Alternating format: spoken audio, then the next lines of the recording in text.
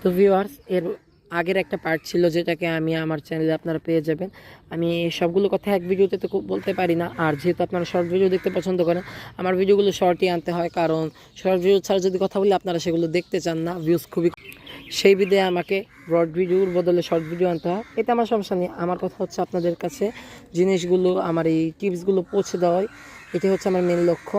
আপনারা আমার ভিডিও দেখেন কিংবা লাইক করেন, সেটা আমার তেমন কিছু আসে যায় না, তবে একটু তো আশা ভরসা থাকে যে আপনারা লাইক করবেন, ভিডিওতে ভিউজ ভালো হবে। তাই আপনাদের কাছে চাইবো আপনারা প্লিজ ভিডিওটা শেয়ার করে দেবেন, আর মেন কথা আপনারা একটা লাইক দেবেন। একটা লাইকের জন্য আমি এত কিছু করি। আর উপকৃত হলে প্লিজ সাবস্ক্রাইব করে রাখবেন এই ধরনের গার্ডেনিং ভিডিও পাওয়ার জন্য। যেটা বলছিলাম, এই গাছে কিন্তু দেখতে পাচ্ছেন কুড়িও চলে এসছে, আশা করি কিছুদিনের মধ্যেই ফুলগুলো ফুটবে। আর আমি আশা করিনি এবার যে এত ছোটো গাছে কুড়ি চলে আসবে, কারণ এর আগের বার গাছটা এত বড় হওয়ার পরই কুড়ি এসেছিলো।